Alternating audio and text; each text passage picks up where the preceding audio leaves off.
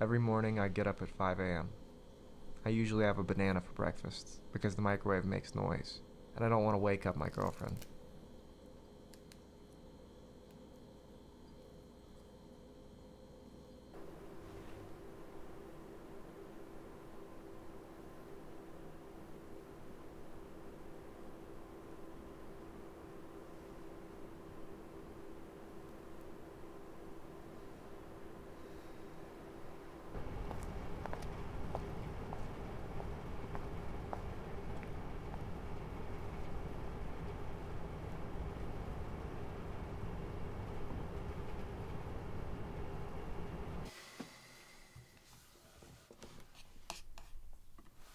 I'm working on a research project with Professor Perlman.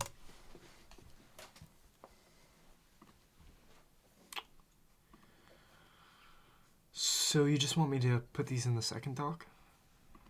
Yes, everything from the University of Helsinki library goes in there. Right. Got it. So how much do we have left? Um, so this is 1949, and he died in 57, so 8 years. But I actually don't see any letters past 1951. Oh, there's more on the database. Got it. Okay. I'm gonna try to get rid of all this, get it all done by the end of the day. That's fine.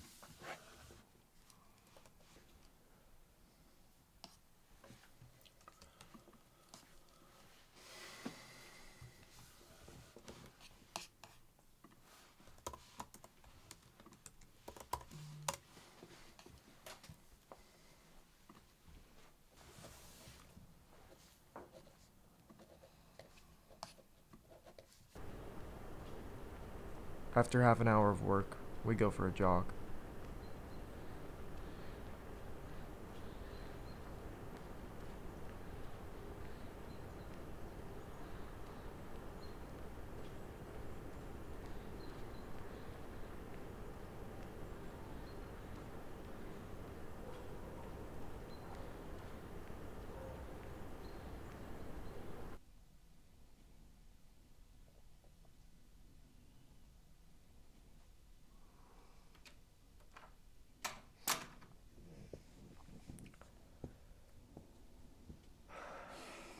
Thanks.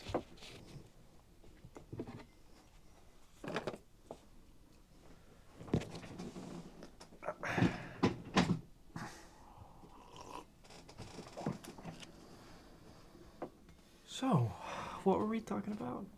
When? Just before you got the tea. Was it about the fellowship? Nah, I think it was after that. Well, whatever. It's not important.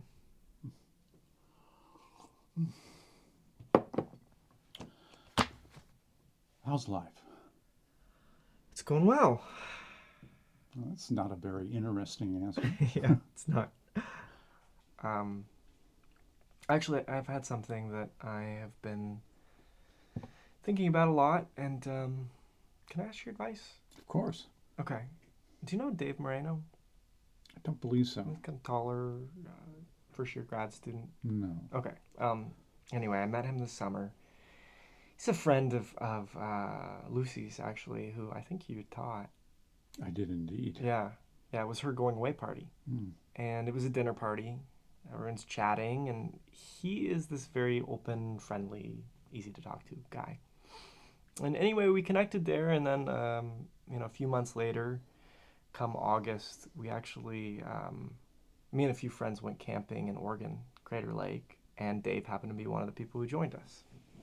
So one morning, we are, you know, deciding where to hike. Me and Dave decided to go on one trail alone, actually, and it was kind of a long hike. And it was this very foggy morning. And all these animals were out, and owls and things. It was actually kind of magical. And we got into this very deep, kind of intimate conversation.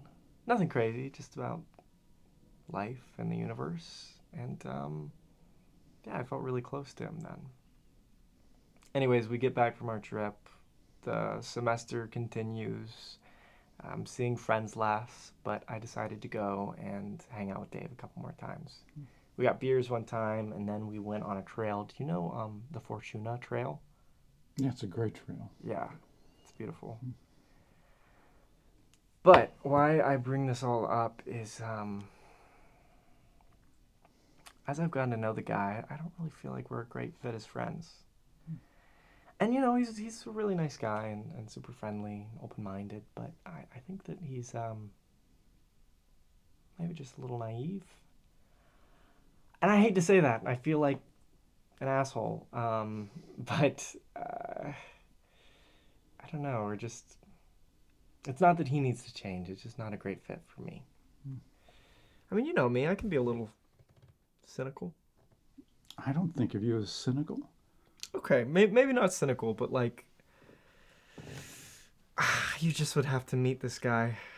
He's a ball of energy. And, for better or worse, I don't think anybody has ever described me as a ball of energy. But the thing is, I don't think he feels the same way. I mean, I think he really likes me because the guy is just constantly hitting me up to hang out. If not, once a week more. And then I have to come up with excuses to turn him down. But, can only come up with so many excuses, right? And I just feel like maybe eventually I'm going to have to put my foot down and tell him I don't want to hang out. But then I don't want to hurt his feelings. He's a sensitive guy and he's pretty sweet, and I feel like he might take it pretty hard. Also, there's just like no easy way to break up with a friend, In our culture, it's like there is at least some precedence for a romantic breakup. It's not easy, but there's something there. Whereas with friendships, they're just supposed to go on forever or something? It's weird. What do you talk about? Well, we share a few interests actually. Like what? Um, well, we both love. I mean, I sound kind of silly saying this, but do you know the Golden Compass trilogy Is that the? with the talking bears? Yeah. Uh, Yeah, I think I saw a movie of that with my niece a long time ago. oh, okay. Yeah, me and Dave talk about that a lot because we love the books, and then they have all these adaptations, and some are better than others. But yeah, I don't know if that's the deepest thing to connect about. I guess I feel like a true friendship should have more than just shared interests. Like there should be some shared sensibilities or intellectual compatibility. Is he a good guy? Yeah, he definitely is a really good guy. And it's not that he's not a good guy. It's not that he's not a nice person. It's not even that he wouldn't make a great friend. And I know I sound super pretentious when I say that, we're not intellectually compatible, but to be honest, I really do feel that having a friend who's an equal is important to me, and I guess I don't get that sense of equality with Dave. Like my sense of humor.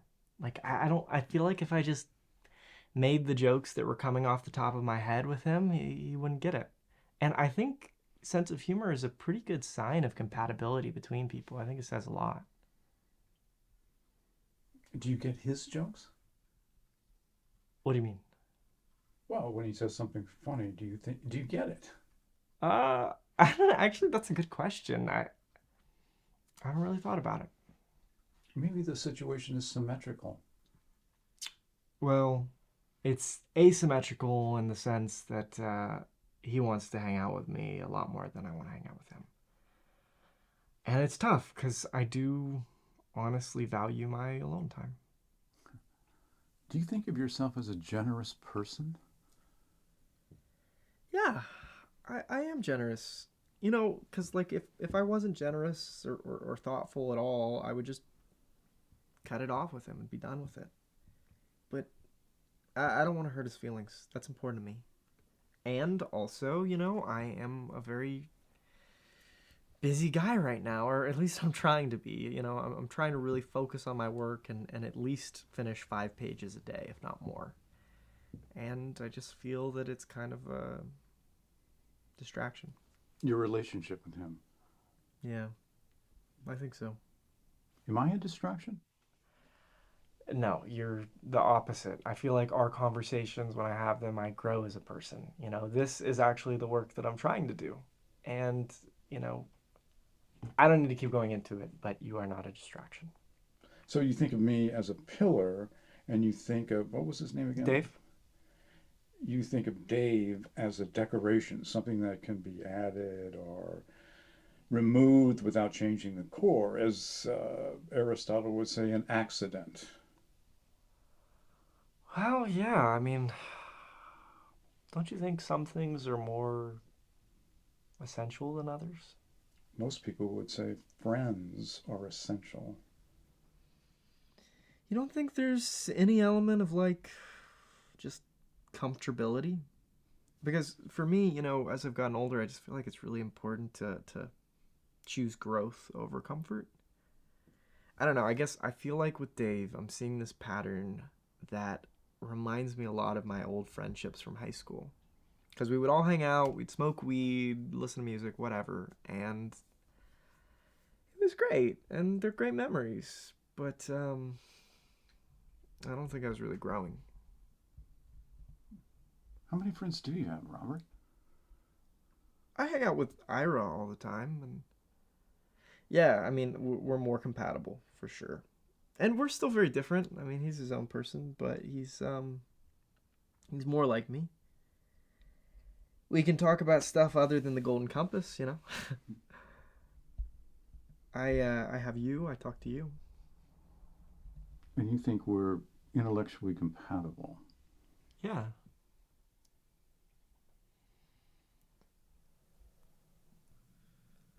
I'm sorry, I can't give you a more concrete No, answer. No, it's okay.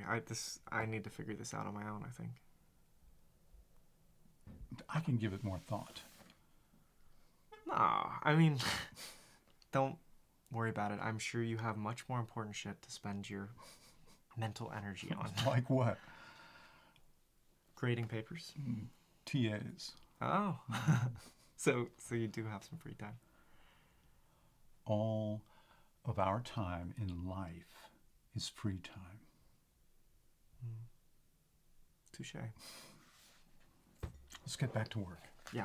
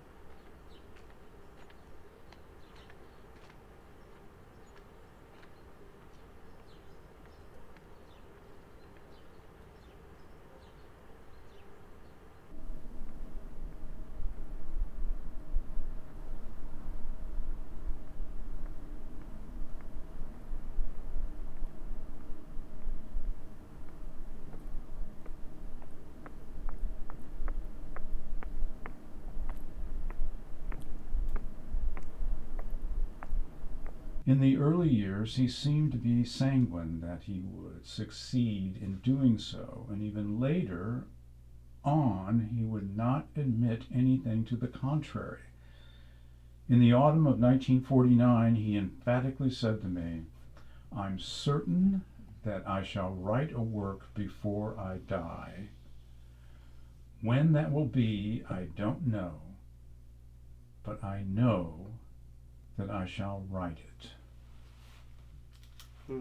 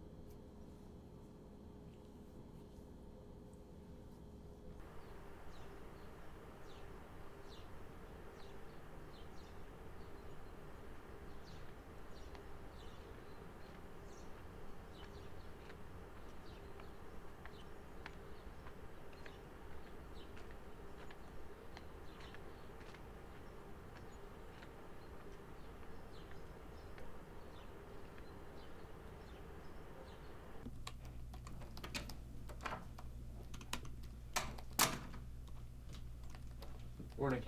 Morning. Pretty cold out.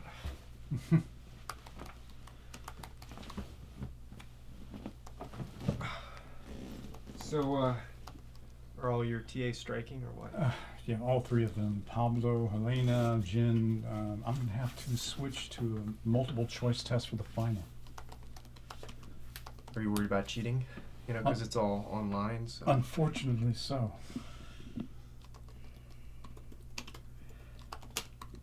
So I'm pretty much done with the Helsinki library stuff, but you also wanted me to pull up. Yeah, the some next step is the Visa Saren book.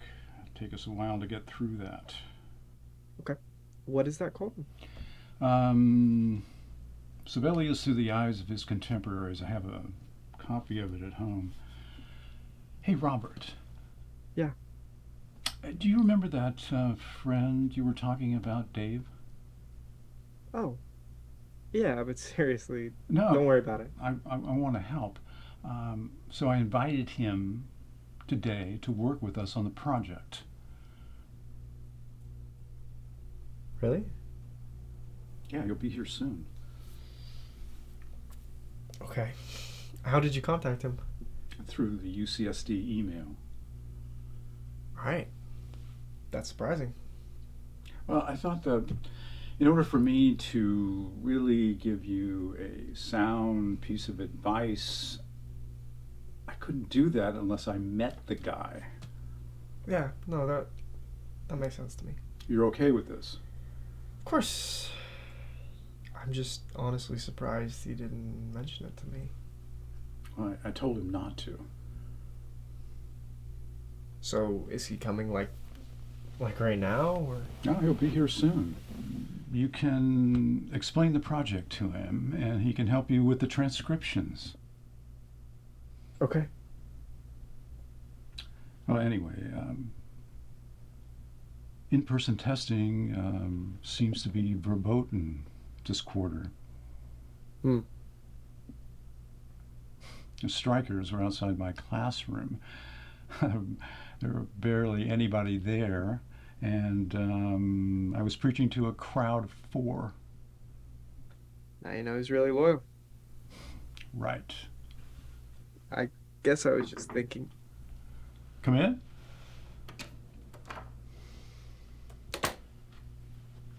Hey guys, Hey. I brought coffee. Could you leave it over there, just for the time being? Oof, they are hot. Pull up a chair. And welcome to our research group. Yeah, I'm excited. I haven't woken up this early since like high school. I'm afraid that's my fault. It's a long-standing habit, and Robert has been gracious enough to adopt it. So you guys meet every day? Yes. Yeah. So tell me about this this thing you're working on. Let me have Robert explain it to you. Okay. Yeah, sure. Basically. Yeah, go ahead. Oh, did you want your coffee, by the way? Oh, no, that's okay. Okay. Usually we go and get tea after we jog, so. Oh, you guys run every day? Yeah.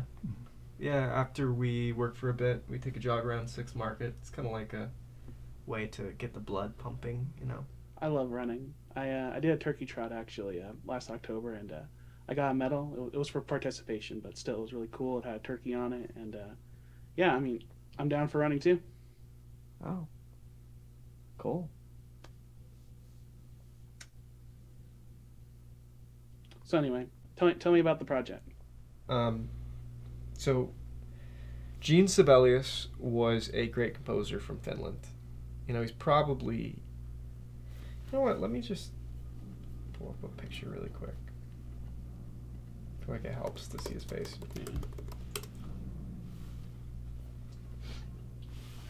Oh wow, he's a scary looking dude. Kind of, he's got kind of like the Max von Sydow vibe going with him. Yeah. Well, he's probably the most famous Finnish person of all time. He was born in 1857. Yeah, and he died in 1865 and died in 1957. So he was basically there for the metamorphosis from, traditional classical romantic music into, modernism. But he was a pretty conservative, old-fashioned composer, so it's not like he really bent with the times a whole lot. I mean, I think that goes without saying. I mean, look at that picture. He actually had really cool hair, a crazy mustache when he was younger. But then in 1917, he shaved it all off. He wanted to completely change his image. I feel that. He's interesting, though. There is some mystery surrounding his life because, for the last 30 years or so, he just stopped writing music. They call it the Silence of Jarvenpää, which was the name of his home in the Finnish countryside. But, he just stayed at his house, and drank and smoked and threw parties, but he didn't write. Which, he was really prolific before, so... Anyway, that's the mystery that the professor is trying to solve. The mystery of why he stopped writing? Yeah. And you both work on it? Yeah, I mean, I'm just helping during the early phases of research. I'm not going to be like a co-writer or anything. Yeah. But, mainly checking out material. So, reading a lot of books, reading letters from his silent period. He wrote a lot of letters. But not a lot of music. No, not really. I mean, a couple things, he wrote some Masonic ritual music, because, he was a Freemason. He did write a piece for a friend who passed, the funeral piece. I think the biggest thing, though, was that apparently he was working on an 8th symphony for a long time. He actually promised it to the Boston Symphony Orchestra. He said, "You have no idea how brilliant it is." But he never turned anything in. Now, one day in the 40s, I guess he walked into one of his dining rooms and had an armful of music and fed it piece by piece into the fire. People think that the 8th Symphony was probably one of the things that he put in the fire that day, but regardless, he walked away from it all feeling a great sense of peace after all of his work had been burned. Well, maybe it was because of like writer's block. A lot of great artists have writer's block, and he just hated everything that was coming out. So yeah, that's actually a common theory. Writer's block. Yeah, that's the dominant one. What do you think? I don't know. We're just starting the project, and I don't like to jump to conclusions. So. Well, it sounds amazing. I really just I don't know what to say. I mean, okay, so to be transparent, we talked about this, but I don't know a whole lot about classical music. I mainly listen to hip hop and pop, but you know that. So, Gershwin, I kind of like Gershwin a little bit. Would you like to hear some Sibelius? Sure. Robert, can you play Finlandia? Yeah. So this is basically his biggest piece, and it's kind of like the unofficial national anthem of Finland.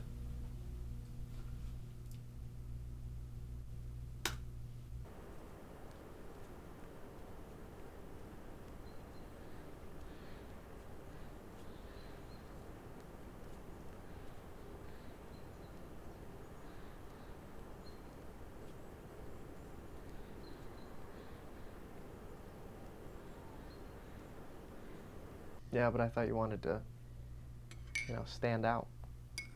Good point. Good point. How do you take your tea, Dave? Milk and sugar would be great. I could probably help you find a spot. I mean, I'm not a expert with photography or anything. I just know some basic stuff, but yeah.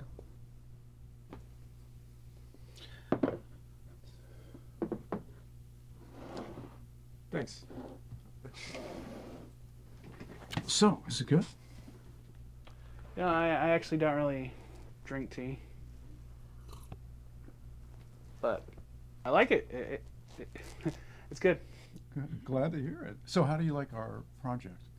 It's really interesting. I can see from reading all the letters why you want to write a book about the guy. Yeah, people have written books about Sibelius, actually, just no one has written a book about this mystery. I guess, well, it should be a big hit then. Well, the market is not really there for musical history nonfiction. But it's the mystery that will grab people. Hopefully so. So, Dave, you have any answers Answers for what?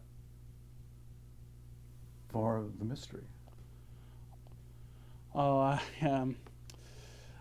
don't know. I think well, that's a bit of a tough one there. Do you have any ideas?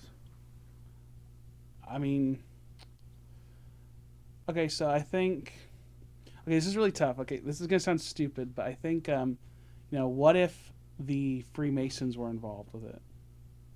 Yeah. So hear me out. Like how you've told me, like, he was a Freemason and stuff, and like, what if it was the Freemasons that like captured him and like they regulated what he could write or put out to the people, and then for the last 30 years they didn't want him to write anything, like Scientology, like like how in Scientology actors, like, they can only do certain roles or marry certain people because of the faith. That's an idea. So anyway, tell me about Sibelius. Well, he was a Finnish nationalist. Do you recall that piece that Robert played for you earlier? That was a protest against the Russian government, which was constantly threatening the Finnish homeland. He was actually on good terms with the Nazis because the Nazis were enemies of the Russians. He received an Aryan certificate from Adolf Hitler himself. Yikes. Well, it's something to know. His musical reputation was divided. In America and England, he was one of the most famous and beloved composers. In Europe, he was seen as a hack. The modernists, Webern and Stravinsky, they were the cool kids. Sibelius was old-fashioned. And you prefer that? As time goes on, I think we learn to appreciate both. He was also an alcoholic and a heavy smoker. He was often in debt. He was sick a lot of the time, but he had to give up drinking because of the sickness. Well, maybe that's the answer. He was a drunken master. He can only write when he was drunk. He ended up living to 91, even with all the smoking and drinking. He said, "All the doctors who forbade me to smoke and drink are now dead." Fucking baller. What about you, Robert? My theory? Yes. I do have one, but do you want to hear it? Of course I want to hear it. Okay. Yeah. So this idea sort of struck me when I was listening to the Fifth Symphony, actually. At the very end, there's that spot where there's like all these staggered quarter note chords, and there's a couple measures of silence between each one. It goes like bum, bum, bum. And I had this light bulb moment because, I realize most people, when they listen to the piece, they probably think that the final chord, that E flat major chord, is the end of the piece, right? But what if the silence that comes after that chord is also a part of the piece, Because, after every single one of those chords at the end, there is a period of silence that comes after, so why wouldn't there also be a period of silence after that final chord? Just because it's the end of the piece, there's no silence? I don't know, I think that it kind of implanted this idea in my head of, like, silence being its own sort of music. And I also started to notice this pattern in Sibelius's work too, I think, which is that it gets simpler and simpler as it goes on. Like each piece literally gets shorter and shorter. The Seventh Symphony, which is his last piece that he wrote, or at least last symphony he wrote, was only 20 minutes. And also, it's formally stricter too. It's less romantic. It's like he was compressing the musical form. So yeah, my theory is, I feel stupid now saying it out loud. My theory was that there is actually an Eighth Symphony, and the Eighth Symphony is the final 30 years of Sibelius's life. Because even what you were saying the other day, the assistant, like him telling her that he was gonna complete a great work before he died. I feel like he was kind of right based on this theory. It's just that he didn't complete a great work before he died. He completed it with his death. Do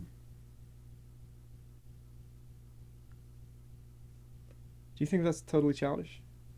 No, it's not childish at all. It's very intelligent. You don't have to. No, I'm serious.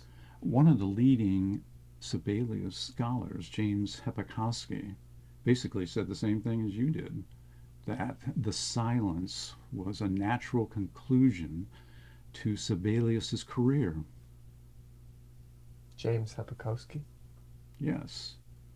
He is a friend of mine. He teaches at Yale. Wow. Okay. It's very impressive that you arrived at the same idea. I think it's great. Thanks.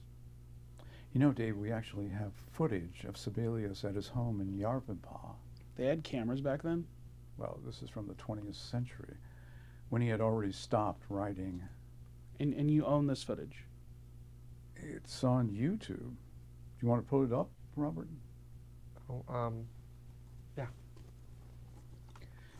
It's footage taken by a documentary team during the silence. The girls you'll see are his wife and his 2 daughters. 1 second.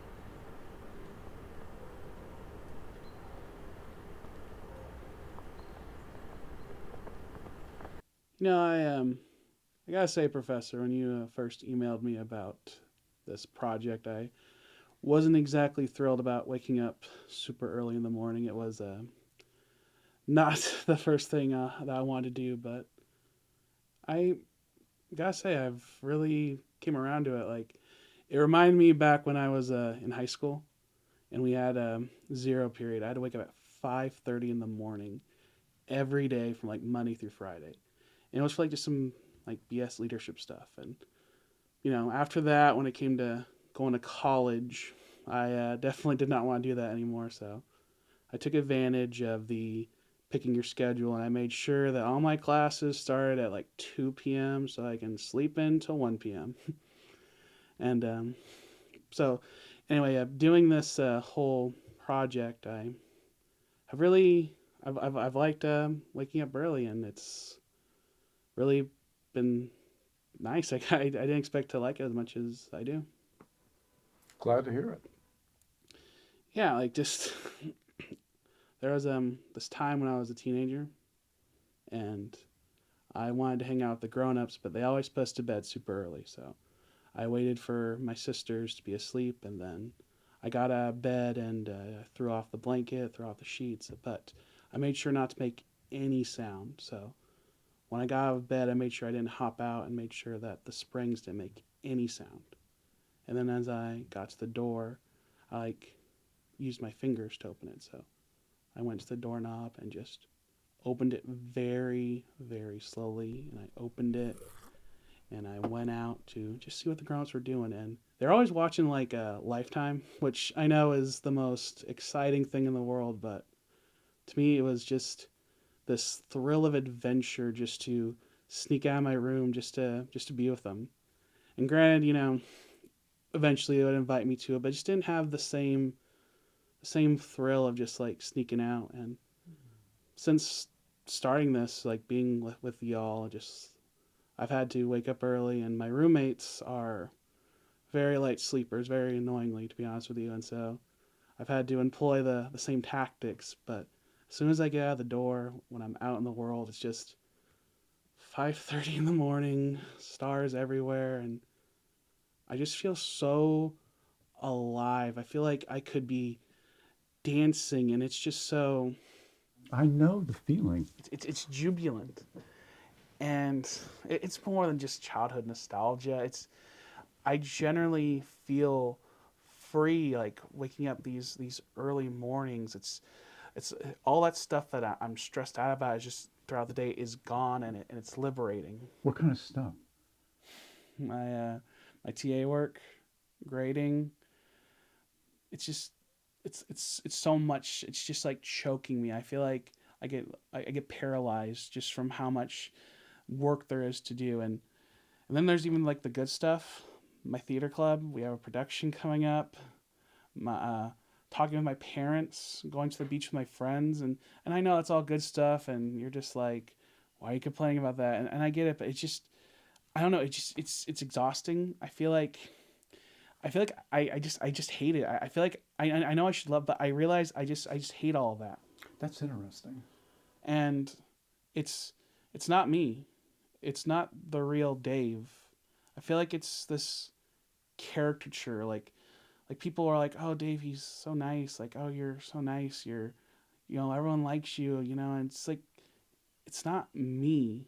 It's what people like. I feel like I'm being what people expect me to be or what they want me to be, and it's not me. And Do you feel that way when you come here? surprisingly, I don't feel that way when I'm here. I feel like I can be me. I can talk how I want and act like how I want, and I could be like normal and not like act like being who others think Dave is. I can be myself and just or I feel like it's I know that stuff is a part of me, but I feel like the real me is just like Hiding from the exterior? something like that. Like I know it's I'm sorry that I'm just ranting. It's okay to rant for a little while. Yeah, I'm just anyway, have you ever felt that way? Yeah, I used to when I was your age. As a matter of fact, that's why I started getting up early. Really? I believe it or not, I was once an anxious young man with full of demons and anxieties, just like you two, but with a difference. In my case, I dedicated my life to become a famous composer, the next Beethoven. It was everything I thought about. But it was so painful because I knew that I would never be satisfied with what I produced. And my peers were so much more talented, and they didn't even try. I recall writing a well planned out fugue, adhering to all the correct strictures and structures. And my roommate just dashed off this modernist piece without following any of the rules, and it had so much more freshness than I could have imagined or could ever achieve. I knew I had the talent, but I also knew it wasn't enough in this competitive field. So I went on a similar journey that Dave is going through, and I When was first this? felt this feeling. When was this? It was my first year at DePaul University. I was felt crushed under the obligations that I had to put on myself. And like you, I had created this bronze idol in my own image. And I was trying to mimic it. The idol of a great composer. Yes. The idol of Beethoven with the piano legs sawed off and the ice water over his head.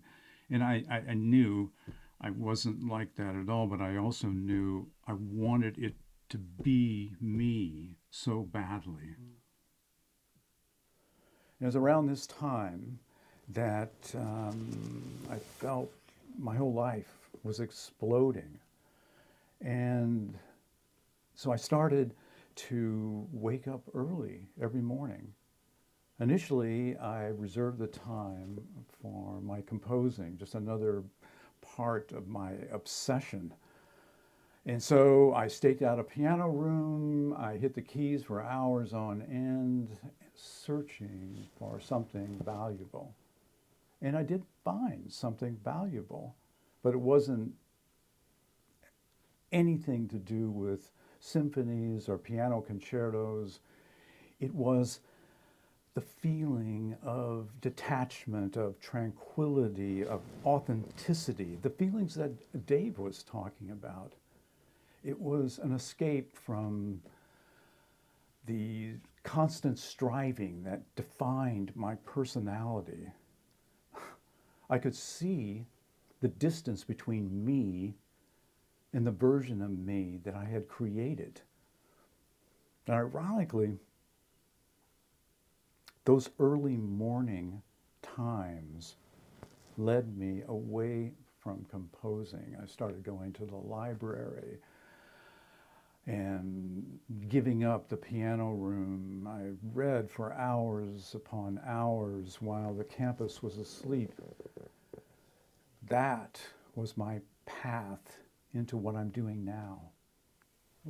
Wow. You never told me that. I would love to hear some of your compositions from that No, time. you wouldn't. No? No, they're so goddamn boring. And besides that, I think I lost most of them.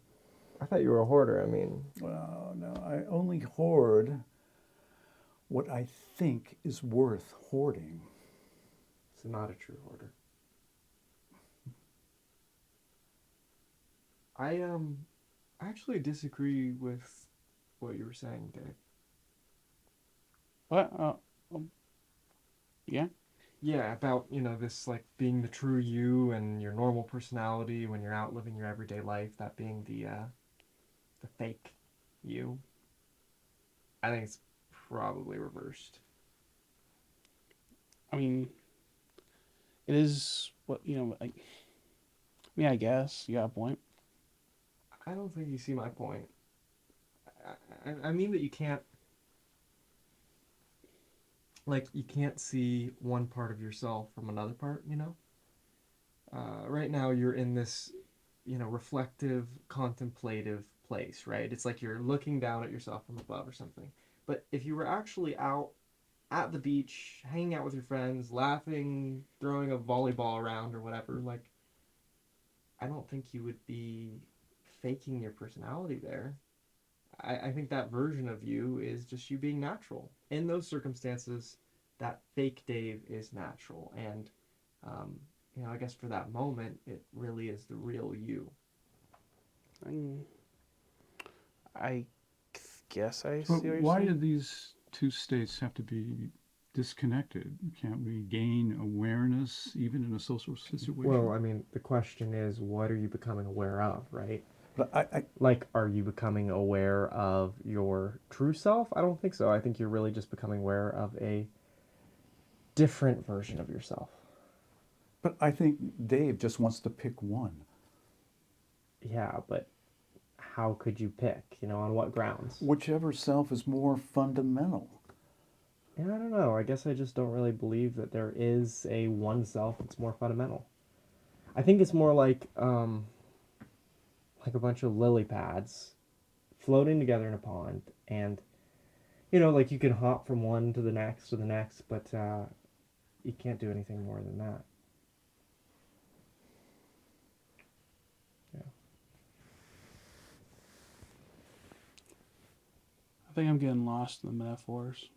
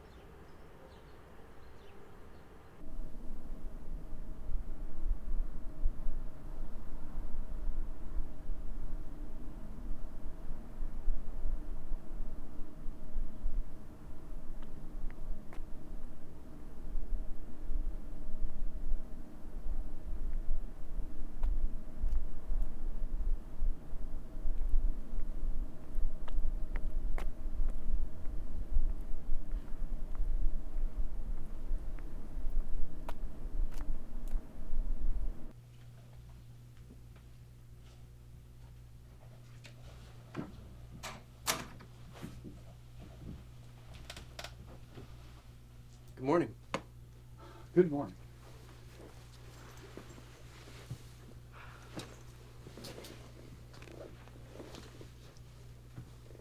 You don't like to listen to music while you read? No, do you? Sometimes. Well, I used to. Yeah, I would put on a record and light incense and set the atmosphere. What kind of records? Debussy's Preludes I listened to a lot, and I also had a couple Brahms records. I love some symphonies, and then his double concerto. But you stopped. I did. Mhm. Yeah. I found it was distracting me. Cause like I would, I'd be listening to the music, and I couldn't fully invest in the reading. I think I had this very romantic idea of like reading literature and listening to Brahms, and the reality is that silence is really the best accompaniment.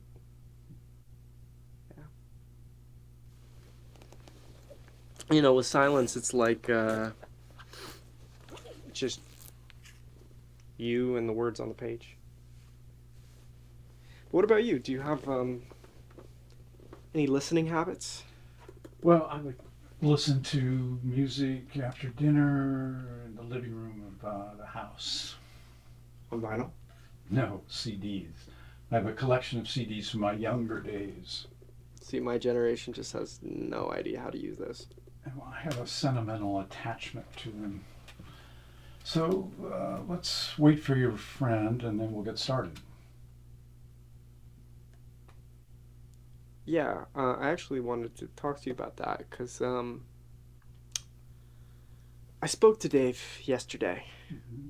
We went to Wolftown and I got him a burrito and I just basically I let him know what the situation was. I let him know I don't think that we are a good fit as friends. Obviously, I did it in the nicest way possible. You know, I did not tell him that I didn't think he was an equal or anything. I put it in terms of my own limitations. But you know,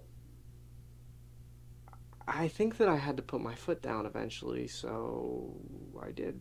And yeah, it was kind of a painful conversation, but it took some courage, and I think it had to be done. So I'm glad I did it.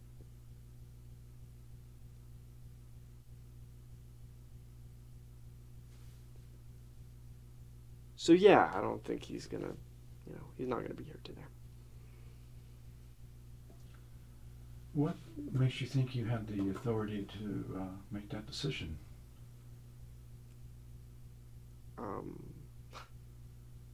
I don't know. It's my life, right? So It's not your study research group. okay. I didn't realize that you wanted him for research purposes. I I mean, invited him to work with us. well, I'm sorry. I didn't realize you cared.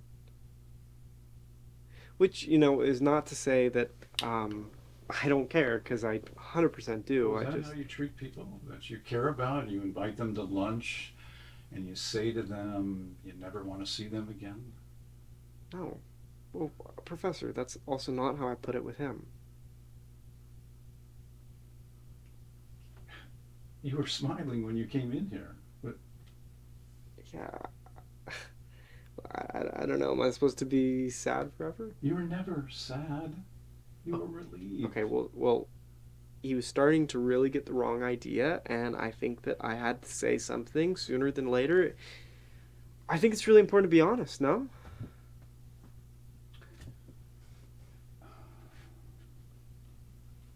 I think you need to leave. Seriously? Yes. Oh, so this is, it's over? Yes.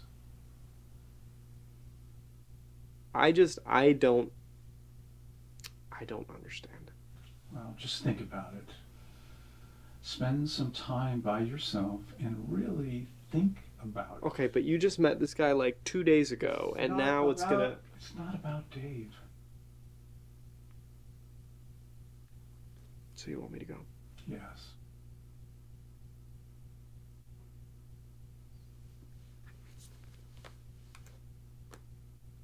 And you don't want me to come back? I'll let you know if I want you to come back. Alright.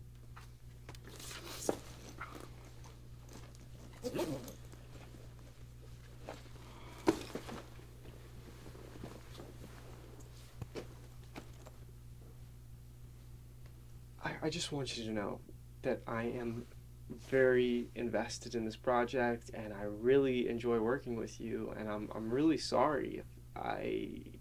Goodbye, Robert. Alright. Alright.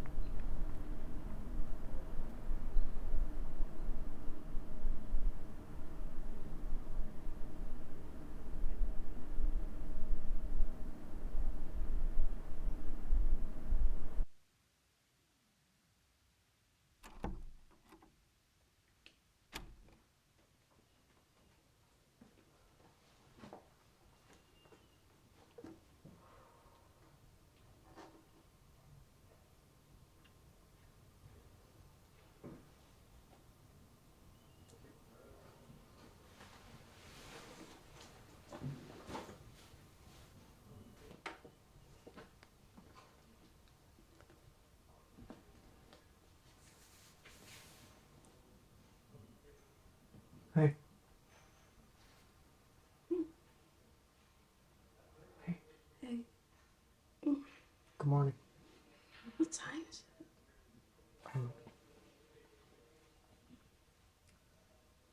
5:07. What's up? Do you want to come with me on a run? Mm-hmm. Yeah, like my morning jog around the campus. Don't you have a meeting with Professor Pullman right now? I am not meeting with him today. Okay. I'm sorry for waking you up. I No, should've just... no, you're good. I'd love to go. Yeah. Yeah? Yeah, Really? it'll be fun. Oh my God. Thank you. Yeah, of course. Is it cold out?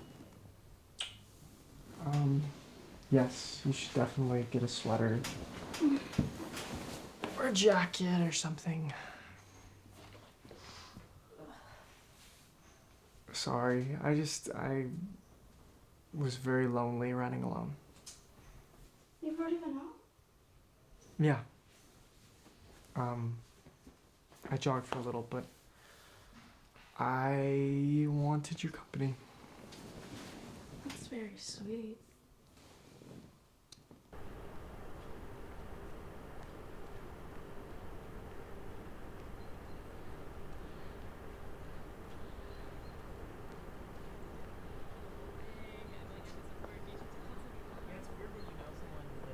And so I'm standing there, listening to her. She's screaming louder and louder. Meanwhile, in the background, the numbers are growing and growing and growing in this German ominous tone. And then I could hear the sound of a bomb whizzing from above. And as soon as it touched down, I woke up. I feel like the German thing and the prayer thing are definitely related. Yeah. Actually, I think you're right, because I used to have this German class in high school. I actually took it for a few years, and I swear I always felt like this imposter.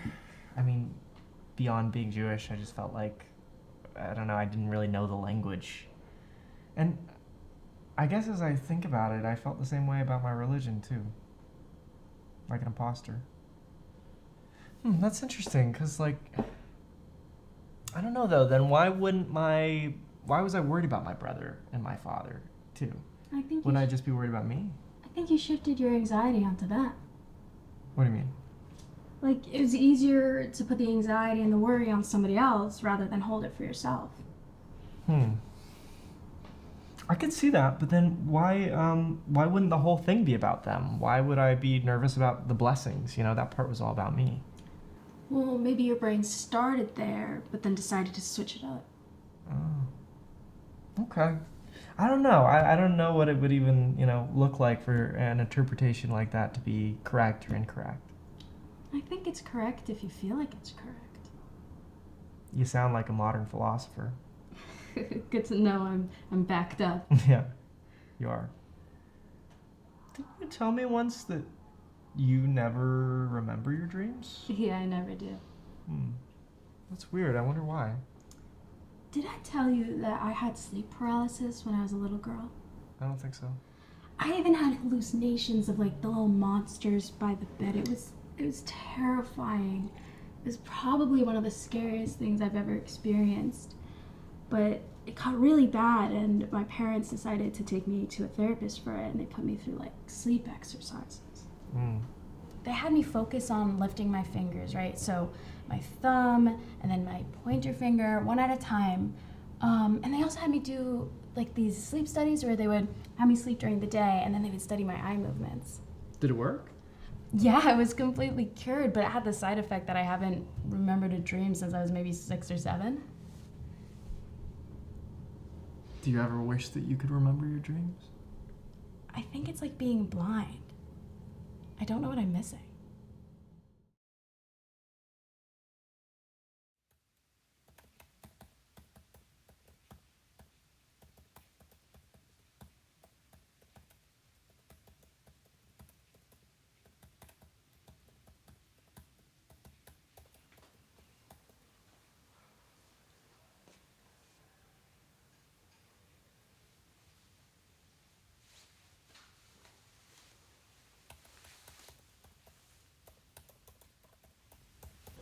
I had already done like 2.5 pages last week. And she did all of her slides last night and then texted me this morning and was mad because I hadn't finished my part yet. And I've been waiting on her for like 2 weeks. Why does he always partner you with her? I don't know, but I'm starting to go a little crazy over it. Yeah. Because I like her, I don't want to rat her out, I don't know what's going on in her life, but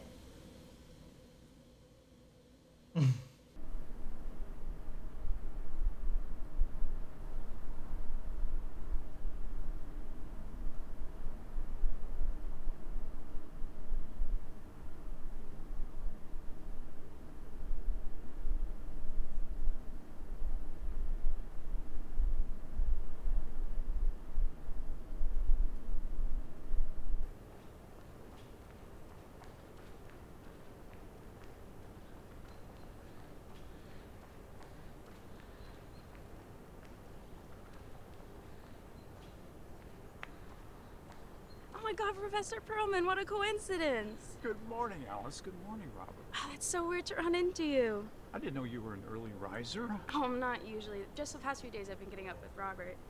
It's been so long, though. It has. I think about our class all the time, though. I really think it was one of my favorites I ever took in college. I'm so glad to hear that. We should all go get coffee and catch up or something. I think that there's a 24-hour coffee shop down the street at 7th. We could all catch up, you know. I don't want to interrupt your morning. I'm sorry. No, I have time for coffee. Yeah, sure.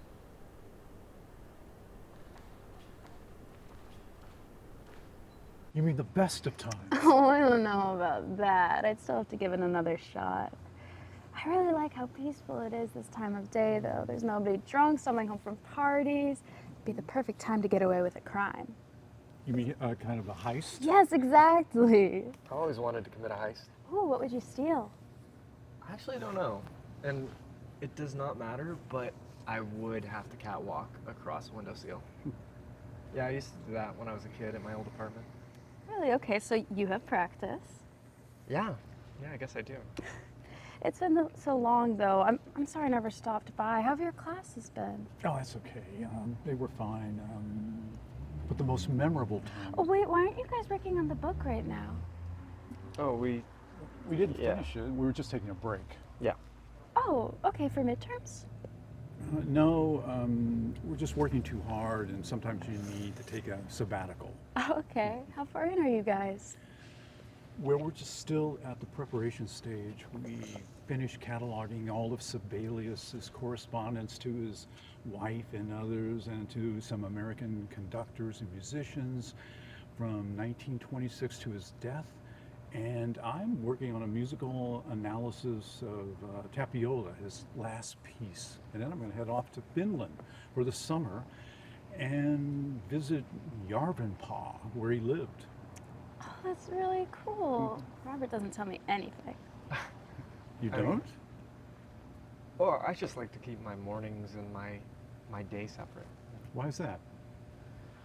I don't know. I think I've just always had this compulsion to keep separate stuff separate. Yeah.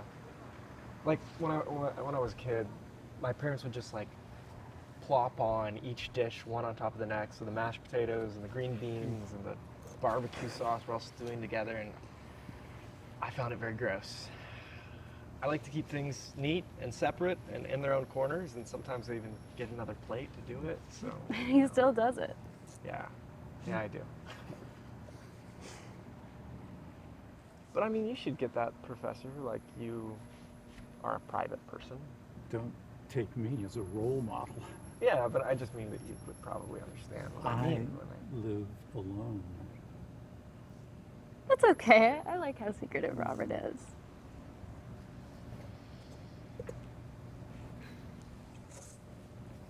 So do you have any secrets?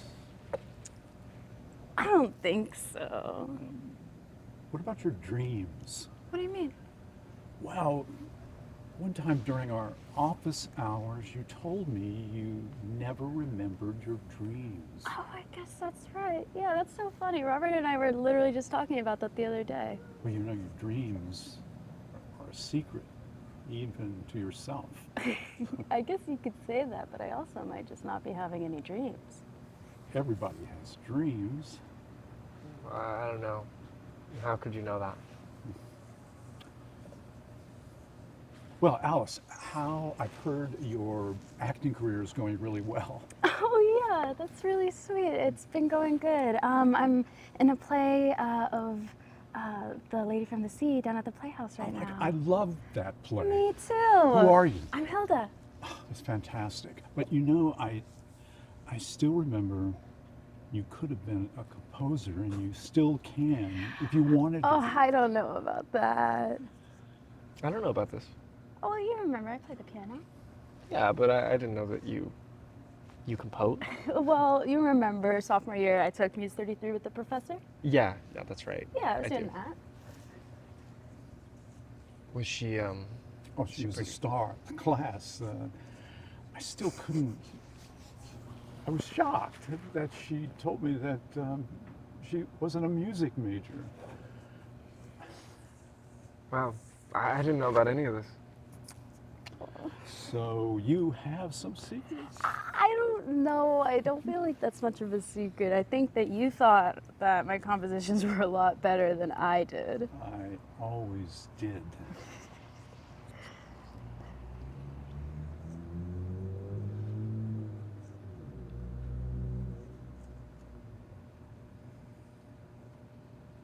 Do you remember my final piece? Do you remember you played that? You know, I still have it on my phone. Do you actually? Could we hear it? Yeah, if I can find it. Okay, yeah. So for our final, we did a 2-minute composition, and the professor actually decided to record himself playing it. God, it was the best student composition I've ever heard. Wait, here we go. Here we go. Let me play it.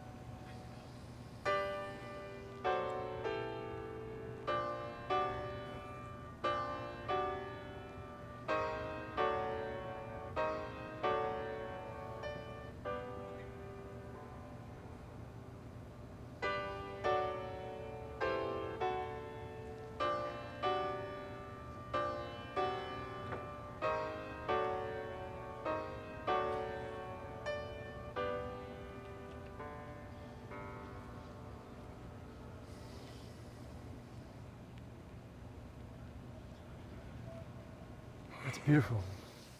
It's a little worse than I remember. It was better than I remember.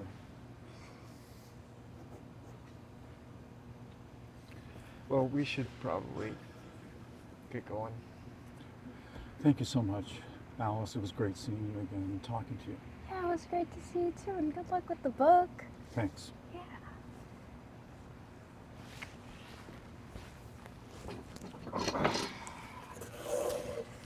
Goodbye, Rob.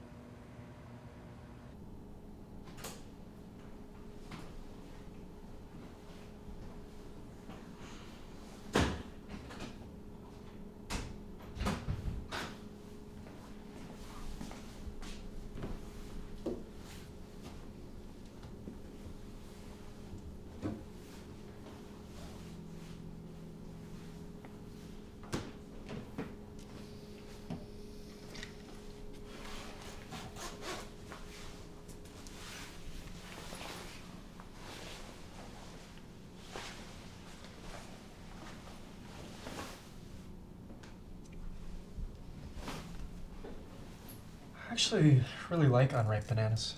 Yeah, me too. I feel like you can still taste the plant in them. Is that all you're having for breakfast? Do you disapprove? No, I just thought you were trying to gain weight. You want me guzzling protein shakes and eating raw eggs and things? That's not what I said. I just thought it was your New Year's resolution. What's yours? I can't tell you. Why not? You're not supposed to tell people your New Year's resolutions. I think that's birthday wishes. I think you can definitely tell people New Year's resolutions. Not in my family. Your parents told you you can't tell people New Year's resolutions? Ever since I was a little girl. I don't know if I'll ever understand your family. You gotta try this orange juice.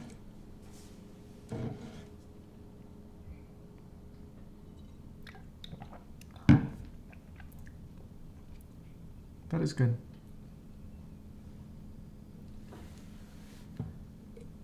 Your piece was amazing. I don't know about amazing. I think that the ending was good. It is ironic that I'm super into music and you're the one with all the talent. I wouldn't say that. I mean, you have to give a lot of credit to the professor. It's strange that he played that piece. I don't think so. I think he just liked it. Hmm. In my experience, professors don't usually, get involved outside of class.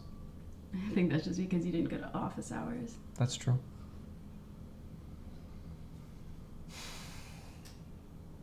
But yeah, I didn't know you guys were on such good terms. I mean, we haven't talked in so long. It seemed like you two were very close. Well, he's a good teacher. You know that. I never had him as a teacher. But as a mentor. You consider him a mentor? I thought you did. It's more of a working relationship. But it is a bit of a coincidence that he picked me. Why do you say that? Well, he liked you and then he picked me. Well, wasn't he impressed by your paper in the, Yeah. But still. I don't think I understand. Just mean that there are a lot of students that he could have picked to work with him. None that write as well as you. Sure there are.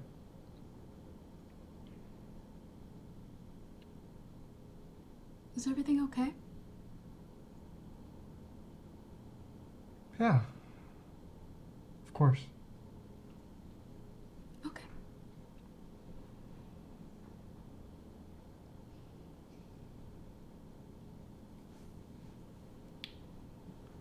Nothing ever happened between you and the professor, right? Between me and Mallory? Yeah. No. Okay. I'm sorry I asked. Did he say something? No. Then why did you ask? I'm sorry I asked. But what made you have that thought? Just the way you two were talking to each other. We were being friendly. Yeah, I know. Sorry about that. Do you believe me? Of course. Okay. You know that I love you, right? There's nobody that I love as much as you. I love you too. Come on, it's Saturday. Let's go back to bed. Good idea.